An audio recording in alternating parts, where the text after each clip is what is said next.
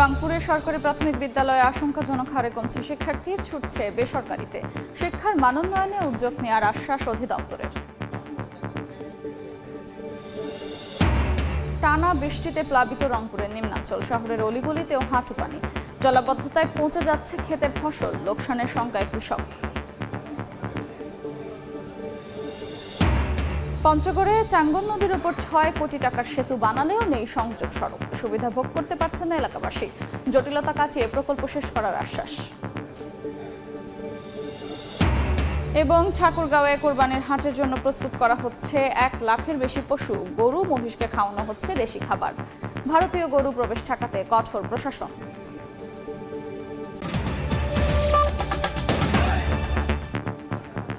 আমন্ত্রণ সময় সংবাদের নিয়মিত আয়োজন বিভাগীয় সময়ে থাকছে সপ্তাহের ৭ দিন ভিন্ন ভিন্ন বিভাগের সংবাদ নিয়ে।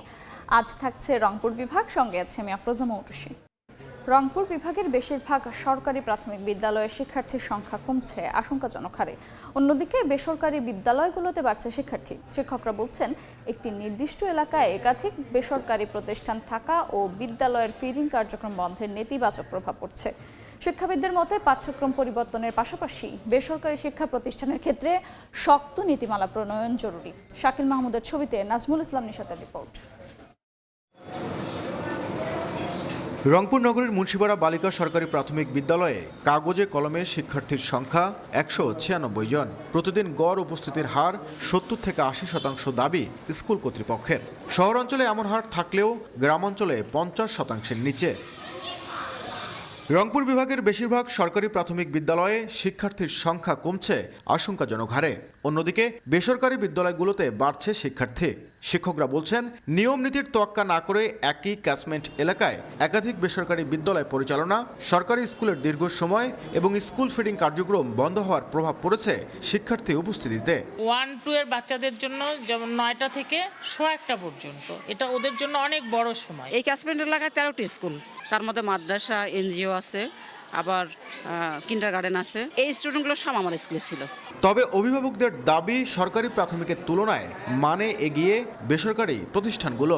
প্রত্যেকটা কিন্ডারগার্টেনে তারা একটা প্রধানরা গুরুত্ব দেয়, মনিটরিং করে, তদারকি করে, আর প্রাইমারিতে এগুলো হয় না। যে বুঝতেছে না, ওকে যেভাবে বোঝানো হচ্ছে ওখানে তার এভাবে বোঝানো হবে না, ওকে ধারাবাহিকভাবে শেখানো হচ্ছে, শিখলে শিখবে, না শিখলে নাই। শিক্ষাবিদদের মতে গতানুগতিক শিক্ষা ব্যবস্থা থেকে সরকারি প্রাথমিক বিদ্যালয়গুলোকে বেরিয়ে আসতে হবে।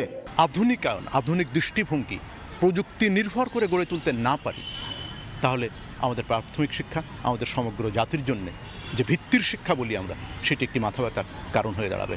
তবে শিক্ষার্থীদের সরকারি প্রাথমিক বিদ্যালয়মুখী করতে নানা উদ্যোগ নেয়ার গতানুগতিক আশ্বাস প্রাথমিক শিক্ষা অধিদপ্তরের। সকল শিক্ষার্থী বিদ্যালয়ে নিয়মিত আসবে বলে আমরা মনে করি, কারণ সামাজিক উদ্বোধন কর্মসূচি যেমন মা সমাবেশ, অভিভাবক সমাবেশ, সেখানে আমাদের শিক্ষকদেরকে বলেছি করার জন্য। রংপুর বিভাগের ৯,৫৪৪টি প্রাথমিক বিদ্যালয়ে কাগজে কলমে শিক্ষার্থীর সংখ্যা ১৩,৭১,৭৩২ জন। নাজমুল ইসলাম নিশাত, সময় সংবাদ, রংপুর। এ নিয়ে আলোচনা করতে এই মুহূর্তে রংপুরে আছেন সহকর্মী নাজমুল ইসলাম নিশাত। তার সঙ্গে যুক্ত হচ্ছেন রংপুর সরকারি টিচার্স ট্রেনিং কলেজের সহকারী অধ্যাপক আরিফা তাজরিমিন। সরাসরি যাচ্ছি নিশাতের কাছে। রংপুর অঞ্চলের অধিকাংশ প্রাথমিক সরকারি বিদ্যালয়গুলোতে আমরা দেখছি যে ক্রমাগতভাবে শিক্ষার্থী কমছে এবং একই সাথে বেসরকারি যে স্কুলগুলো সেখানে কিন্তু শিক্ষার্থী বাড়ছে। আজকে আমরা আলোচনা করবো এসব বিষয় নিয়ে, কেন সরকারি প্রাথমিক বিদ্যালয়গুলোতে শিক্ষার্থী কমছে এবং এ থেকে উত্তরণী বা উপায় কি। আমার সাথে অতিথি হিসেবে আজকে রয়েছেন সরকারি টিচার্স ট্রেনিং কলেজের সহকারী অধ্যাপক আরিফা তাজরিমিন। আমরা সরাসরি একটু আলোচনায় চলে যেতে চাই। আমরা দেখছি যে প্রাথমিক শিক্ষার্থী কমছে এবং একই সাথে যে কিন্ডারগার্টেন এবং বেসরকারি স্কুলগুলো গড়ে উঠছে সেখানে শিক্ষার্থী ক্রমাগত বাড়ছে। আসলে এ থেকে উত্তরণের উপায় কি এবং কেন প্রাথমিক শিক্ষার্থী কমছে বলে মনে করেন? জি, ধন্যবাদ আপনাকে। আমরা যদি খেয়াল করি, আমি যেহেতু দীর্ঘ সময় ধরে শিক্ষা, শিক্ষক প্রশিক্ষণ এর সঙ্গে আসলে সম্পৃক্ত রয়েছে, আমার মতে যেটি মনে হয় সেটি হচ্ছে যে আমরা যদি খেয়াল করি, দেখবেন যে বিগত দিনগুলোতে আমাদের জীবনযাত্রার মানের কিন্তু স্থায়ী একটা ইতিবাচক পরিবর্তন বা উন্নতি হয়েছে। পাশাপাশি আমরা যদি দেখি যে গ্রাম এবং শহরের যে ব্যবধানটা, এটিও কিন্তু সময়ের সঙ্গে সঙ্গে কমে এসেছে। সুতরাং আমরা দেখছি যে যত্রতত্র আসলে কিন্ডারগার্টেন সুবিধা যেটা বা গড়ে উঠেছে কিন্ডারগার্টেনগুলো, এরকম একটা প্রেক্ষিতে আমরা যদি দেখি তাহলে হচ্ছে যে শিক্ষা যদি একটু পণ্য হয়, তাহলে এই পণ্যটা আসলে একটা মোড়কে মুড়িয়ে বাজারজাতকরণ করা বা ক্রয় বিক্রয় করার এই বিষয়টি থাকে। সেক্ষেত্রে অভিভাবকদের একটা মনোজাগতিক বিষয় হচ্ছে ভালো স্কুল। এখন ভালো স্কুল তারা কি বুঝছেন? ভালো স্কুল তারা বুঝছেন আসলে অবকাঠামো ভালো, পোশাক পরিচ্ছদ যদি আমরা বলি, আধুনিক শিক্ষা ব্যবস্থা, আধুনিক ক্লাসরুম, খাদ্যের সুব্যবস্থা। ইভেন আমরা দেখছি যে বেসরকারি কিন্ডার গার্ডেন যেগুলো রয়েছে সেখানে কিন্তু ক্লাসে বাচ্চাদের পরিচর্যার জন্য আয়া রয়েছেন, শ্রেণীভেদে 1জন বা 2জন করে রয়েছেন।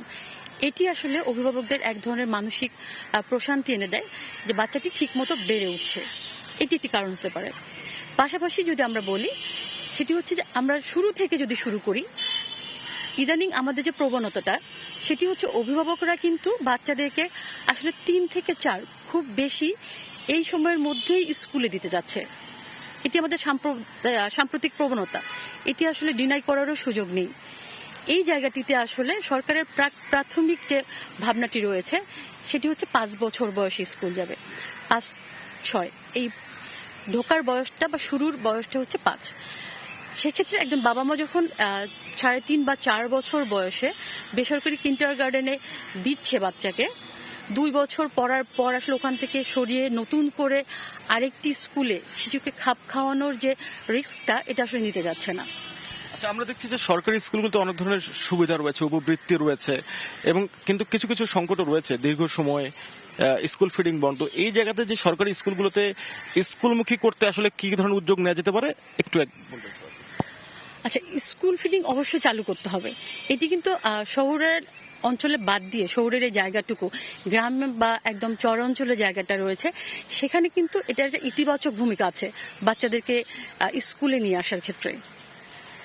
সো এটি আসলে পুনরায় যত দ্রুত চালু করা যায়। পাশাপাশি প্রাথমিককে জনপ্রিয় করার জন্য যদি আমি বলি, সেটি হচ্ছে যে আধুনিক শিক্ষা ব্যবস্থা, যেটি আধুনিক শ্রেণীকক্ষ, আধুনিক পাঠদান পদ্ধতি, আধুনিক শিক্ষা উপকরণ, এইগুলোর দিকে আসলে সরকারকে মনোযোগী হতে হবে। তাহলে যদি আমরা দেখছি যে আমাদের অভিভাবক যারা রয়েছেন সেই অভিভাবকদের আগ্রহী করে তোলা, অর্থাৎ কেন আসবে এটি বোঝানো যে আমরা। ধন্যবাদ আপনাকে। আপনি বলছেন যে বেশ কিছু বিষয়ে আসলে পরিবর্তন আনতে হবে। আমরা আলোচনা করছিলাম প্রাথমিকে কেন শিক্ষার্থী কমছে এবং সে থেকে উত্তরণে আসলে কি ধরনের উদ্যোগ নেওয়া যেতে পারে। তো সবকিছু মিলে আজকে আমার কাছে আলোচনার বিষয়বস্তু এই ছিল। সরাসরি যুক্ত ছিলাম রংপুরে। টানা বর্ষণে প্লাবিত হয়ে গেছে রংপুর শহরের নিম্নাঞ্চল। এতে রাস্তা ও অলিগুলি 1 থেকে 1.5 ফুট পানিতে তলিয়ে গেছে। আবহাওয়া অফিস জানিয়েছে সোমবার রাত থেকে আজ সকাল 6টা পর্যন্ত 118.4 মিলিমিটার বৃষ্টিপাত রেকর্ড করা হয়েছে। গত 2 দিনে 226 মিলিমিটার বৃষ্টি হয়েছে। শহরের শ্যামাসুন্দরী খাল দিয়ে ঠিকভাবে পানি নিষ্কাশন না হওয়ায় নগরীর বিভিন্ন অলিগুলি পানিতে তলিয়ে গেছে। এতে দুর্ভোগে পড়েছেন স্থানীয়রা। পানি ওঠায় ব্যাহত হচ্ছে শিক্ষা প্রতিষ্ঠানের কার্যক্রম।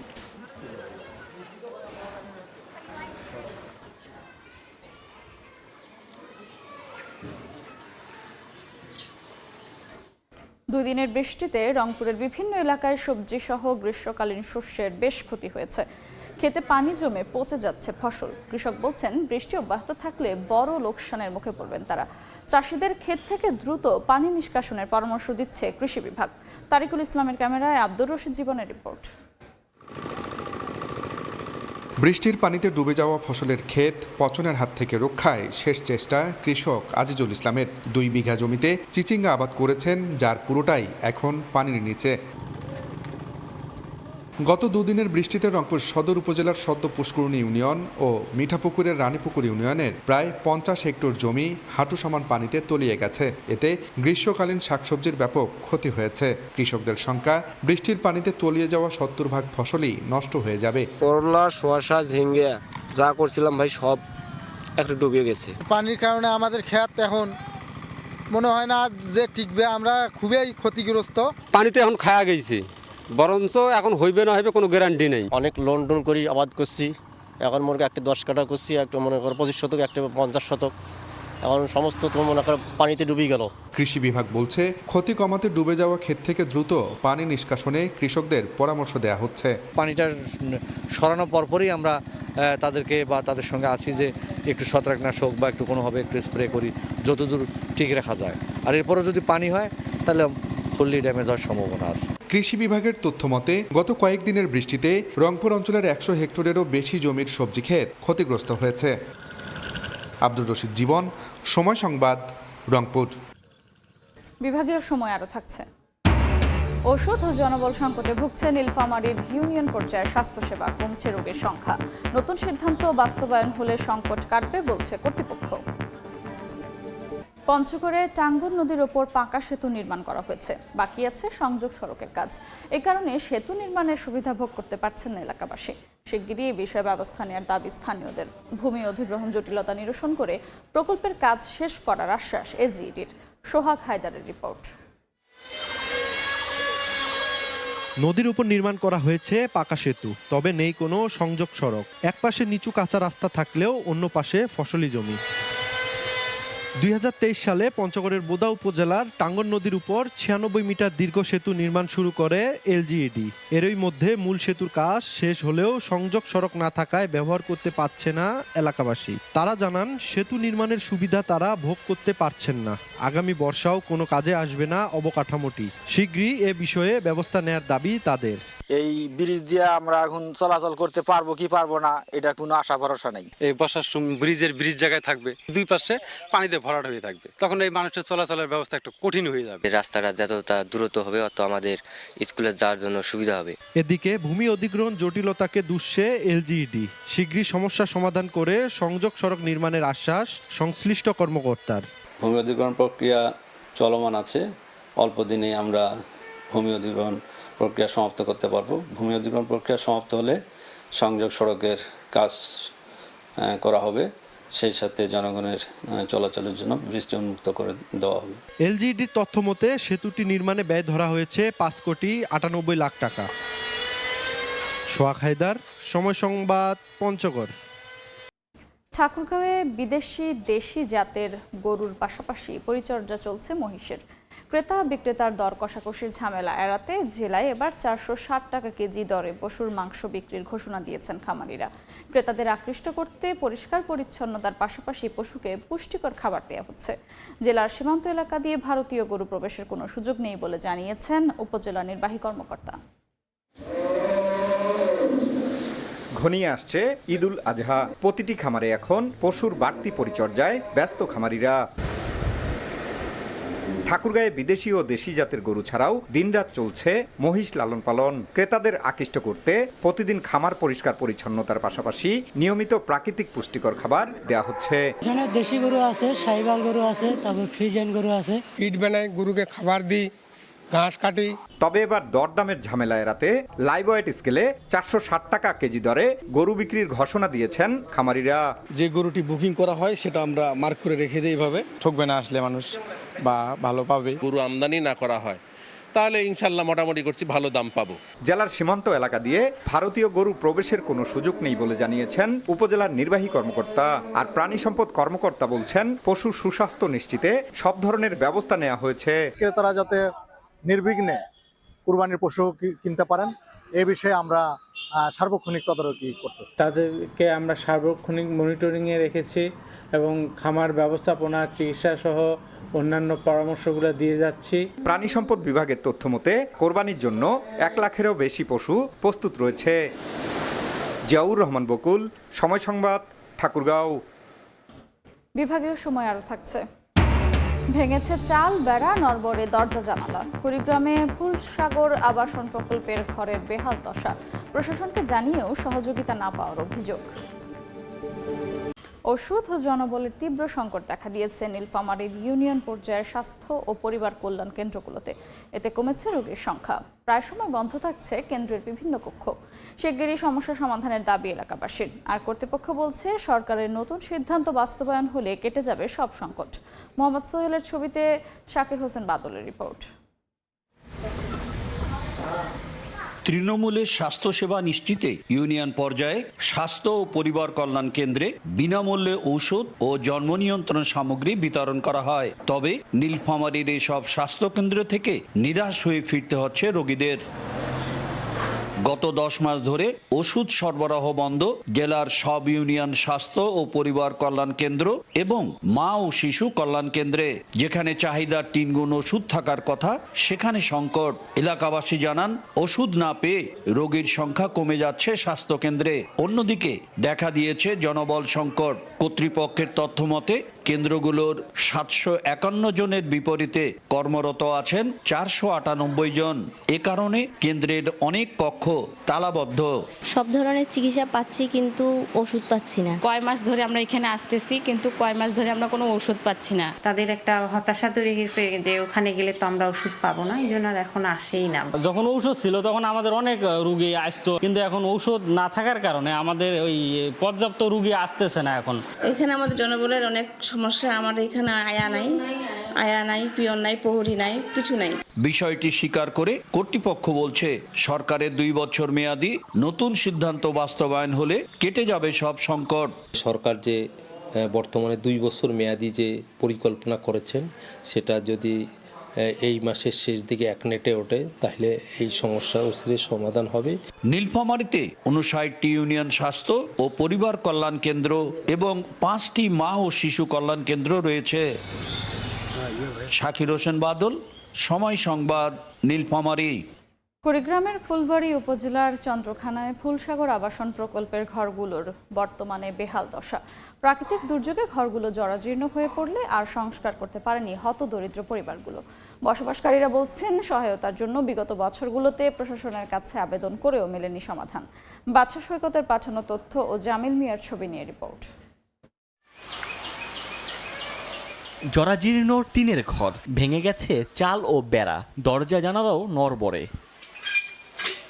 2004 সালে কুড়িগ্রামের ফুলবাড়ী উপজেলার চন্দ্রখানায় ফুলসাগর আবাসন প্রকল্প নির্মাণ করে ভূমিহীন 180টি পরিবারকে বরাদ্দ দেয়া হয়। প্রাকৃতিক দুর্যোগে ঘরগুলো জরাজীর্ণ হয়ে পড়লে আর সংস্কার করতে পারেনি হতদরিদ্র পরিবারগুলো। তারা জানান মানবিক সহায়তার জন্য বিগত বছরগুলোতে বারবার প্রশাসনের কাছে আবেদন করেও মেলেনি কোনো সমাধান। থাকতে না পেরে 40টি পরিবার এরই মধ্যে অন্যত্র চলে গেছে। যারা আছেন তারাও মানবেতর জীবন যাপন করছেন। ঘরের অবস্থা সম্পূর্ণ খারাপ, বেড়া নাই, টাটি নেই এবং চালে একটা টিনও ভালো নেই। ঝড় বৃষ্টি আসলে আমাদের ভিজে থাকতে হয়, খুব কষ্টের উপরে আমরা আছি। এই 17 বছরে আমাদের কোনো এই ঘরগুলোর কোনো মেরামত হয় নাই। ভাঙাচুরা ঘর বাড়ি, টয়লেট ভাঙা কাজ হয় না। আমরা সরকারের কাছে আবেদন জানাই দ্রুত আমাদের এগুলা মেরামত করে দেব। আবাসন প্রকল্পে বসবাসকারীদের দুর্ভোগ কমাতে আগামী বর্ষার আগেই সংস্কারের দাবি স্থানীয় জনপ্রতিনিধির। আর বরাদ্দ পেলে মেরামতের আশ্বাস উপজেলা প্রশাসনের। এই মানুষগুলোর নিরাপদে থাকার ব্যবস্থা করার জন্য যদি কর্তৃপক্ষ দ্রুত ব্যবস্থা না নেয় তাহলে এই অসহায় মানুষগুলো চরমভাবে ভোগান্তিতে পড়বে আগামী বর্ষায়। প্রকল্প অফিসে আমরা মেরামতের জন্য প্রয়োজনীয় বরাদ্দ চেয়ে পত্র প্রেরণ করেছি। প্রয়োজনীয় বরাদ্দ পেলে আমরা সংস্কার করব। 6.5 একর জমিতে নির্মাণ করা আবাসন প্রকল্পে প্রতিটি পরিবারকে দেয়া হয় 4.5 শতক জমি সহ ঘর। সময় সংবাদ, কুড়িগ্রাম। গাইবান্ধায় ধান কাটার আগ মুহূর্তে দেখা দিয়েছে মাজরা ও কারেন্ট পোকার আক্রমণ। বিভিন্ন কীটনাশক দিয়েও কাজ না হওয়ায় দিশেহারা কৃষক। কৃষি বিভাগ বলছে পোকার আক্রমণ থেকে বাঁচাতে কৃষকদের পরামর্শ দেওয়া হচ্ছে। বিপ্লব ইসলামের রিপোর্ট। মাঠের পর মাঠ, পাকা ও আধা পাকা ইরিবোরো ধান দোল খাচ্ছে। অনেক এলাকায় ধান কেটে ঘরে তুলছেন কৃষক। তবে ধান কাটার আগ মুহূর্তে দেখা দিয়েছে মাজরা ও কারেন্ট পোকার আক্রমণ। এতে দিশেহারা কৃষক। গাইবান্ধা সদর উপজেলার খোলাহাটি, কুপতলা, বল্লমঝাড় ইউনিয়ন ছাড়াও জেলার বিভিন্ন এলাকায় পোকার আক্রমণে শুকিয়ে বিবর্ণ হয়ে মারা যাচ্ছে ধান গাছ। একাধিকবার ওষুধ স্প্রে করেও মিলছে না সমাধান। বিঘায় মনে করেন যদি আমরা 30 মণ ধান পাইতাম, কথাটা বলছেন সেই 30 মণের মধ্যে মনে করেন 10 মণও পাবে না। ধান একবারে ওটা ক্ষতি হয়ে গেছে কারেন্ট পোকায়। ওষুধ দিয়ে চেষ্টা করছি, সে ওষুধে কোনো কাজ হয়নি। কৃষকদের প্রয়োজনীয় পরামর্শ দিতে মাঠ পর্যায়ে কাজ চলছে বলে জানায় কৃষি বিভাগ। যে কোনো পরামর্শে বা যে কোনো সমস্যা তারা যেন আমাদের সাথে যোগাযোগ করে, সে ব্যাপারে আমরা মাঠে প্রচারণা সহ আমাদের যে গ্রুপ আছে, যে গ্রুপ 12টা গ্রুপ আছে, আমরা প্রতিনিয়ত আমাদের উপসহকারী কৃষি কর্মকর্তারা সেই গ্রুপে প্রতিনিয়ত তারা তাদের পরামর্শ দিয়ে আসতেছে। চলতি মৌসুমে জেলায় 1,29,020 হেক্টর জমিতে ইরিবোরোধনের আবাদ হয়েছে। বিপ্লব ইসলাম, সময় সংবাদ, গাইবান্ধা। বিভাগীয় সময়ের শীর্ষ সংবাদগুলো জানিয়ে দিচ্ছে আরেকবার। রংপুরের সরকারি প্রাথমিক বিদ্যালয়ে আশঙ্কাজনক হারে কমছে শিক্ষার্থী, ছুটছে বেসরকারিতে। শিক্ষার মান উন্নয়নে উদ্যোগ নেওয়ার আশ্বাস অধিদপ্তরের। টানা বৃষ্টিতে প্লাবিত রংপুরের নিম্নাঞ্চল, শহরের অলিগলিতেও হাঁটু পানি। জলাবদ্ধতায় পৌঁছে যাচ্ছে ক্ষেতের ফসল, লোকসানের শঙ্কায় কৃষক। এবং পঞ্চগড়ে টাঙ্গুর নদীর ওপর 6 কোটি টাকার সেতু বানালেও নেই সংযোগ সড়ক, সুবিধা ভোগ করতে পারছে না এলাকাবাসী। জটিলতা কাটিয়ে প্রকল্প শেষ করার আশ্বাস।